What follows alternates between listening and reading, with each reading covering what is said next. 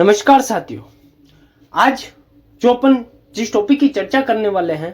वो अपना रहने वाला है इलेक्ट्रिक वर्क। यानी कि इलेक्ट्रिक वर्क में रखने वाली जो सावधानियां हैं, या यूं कहें कि एक सब स्टेशन हो गया, transformer, particular motor, electric equipments के मेंटेनेंस, रिप्लेसमेंट के दौरान, एक माइनिंग या प्लांट या इंडस्ट्रियल एरिया में इलेक्ट्रिक वर्क के दौरान क्या करना चाहिए और क्या नहीं करना चाहिए, इस टॉपिक और वीडियो के माध्यम से अपन जानेंगे। तो जानते हैं साथियों, dos and don'ts for electrical safety, यानी इलेक्ट्रिक सेफ्टी के दौरान अपने को क्या करना चाहिए और क्या नहीं करना चाहिए। सबसे पहले है डूज, क्या करना चाहिए। ठीक है, डूज में only authorize person should enter in electrical substation, यानी कि केवल ऑथोराइज बंदा, यानी कि जो हाई ऑथोरिटीज है ऑथोराइज होगा, और साथ ही साथ वह जो इलेक्ट्रिकल सिचुएशंस के बारे में अवेयर होगा, वही पर्सन क्या होगा कि किसी सब स्टेशन में हो गया या किसी मोटर या मशीन्स को रिप्लेसमेंट करना या मेंटेनेंस करना, किसी भी इलेक्ट्रिक इक्विपमेंट को रिप्लेस करना, मेंटेनेंस करने का के लिए ऑथोराइज्ड होगा।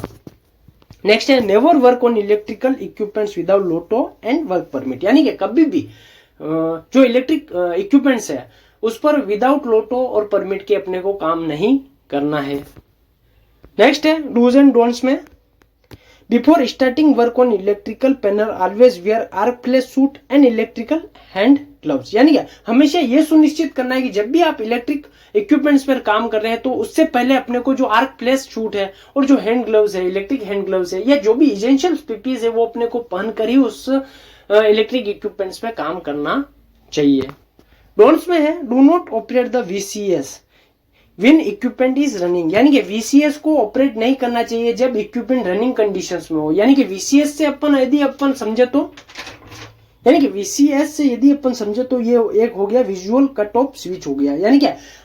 विजुअल कट ऑफ स्विच या वीसीएस कहाँ लगता है, एक पर्टिकुलर जो इंडिविजुअल मशीन्स के लिए करंट सप्लाई को बंद करने के लिए वीसीएस एक जो पर्टिकुलर मशीन हो गया, मोटर हो गया, जो भी इलेक्ट्रिक इक्विपमेंट्स पैनल हो गया, उसके पास में ही ये इसको इंस्टॉल किया जाता है, ताकि उसको with in a time period किसी भी पर्टिकुलर मशीन हो गया, मोटर हो गया, इलेक्ट्रिक इक्विपमेंट का मेंटेनेंस लेना हो तो वीसीएस कट ऑफ, वहीं से वीसीएस कट ऑफ करके उस पर्टिकुलर मोटर और मशीन का अपन within a time period maintenance और रिप्लेसमेंट कर सकते हैं।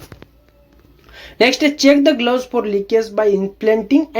एंड डिस्कार्डेड इफ डैमेज, यानी क्या हमेशा ही जो पीपीज है, ग्लव्स हो गया, आर्क फ्लेश सूट हो गया, इनका हमेशा ही वर्क करने से पहले इनका इंस्पेक्शन करना है या इनको चेक कर लेना है कहीं से डैमेज तो नहीं है, कहीं से कटे फटे तो नहीं है। अगर डैमेज और कटे फटे हो तो इनको रिप्लेस कर देना है या डिस्कार्ड कर देना है।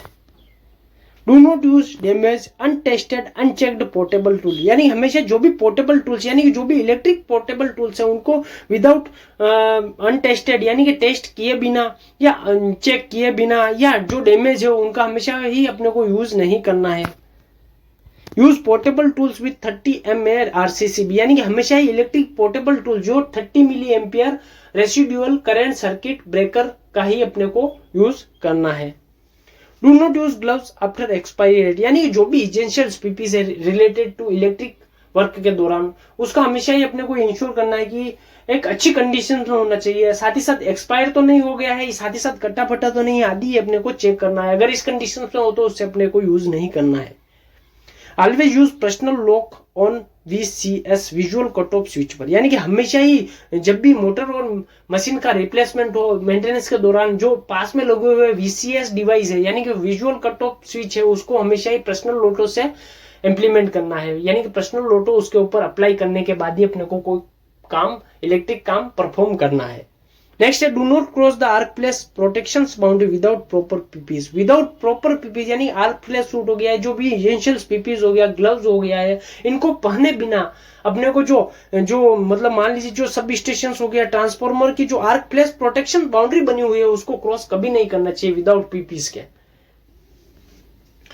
नेक्स्ट डूज और डोंट्स में देखा जाए तो during welding ensure that earthing lead is connected to the job, यानी कि वेल्डिंग वर्क के दौरान हमेशा अपने को यह भी इंश्योर करना है कि जो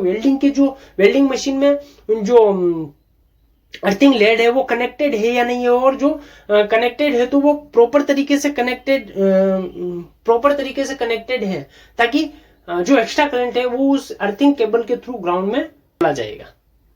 do not carry out welding job during wet conditions, rain और प्रेसिपिटेशंस, यानी क्या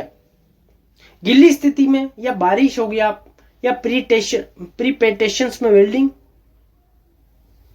का काम नहीं करना चाहिए। In case of electric shock, raise an alarm for help and use rescue hook to withdraw the person from the live conductor. बिजली का झटका लगने पर मदद के लिए या तो अलार्म बजाए और साथ ही साथ जो भी असिस्टेंट रहेगा वो क्या करेगा कि जो व्यक्ति को लाइव कंडक्टर और बिजली वाली लाइन में कॉन्टेक्ट से हटाने के लिए रेस्क्यू हुक का उपयोग करेगा, यानी कि ये भी इंश्योर करेगा वो डायरेक्ट उसके कॉन्टेक्ट में नहीं आएगा।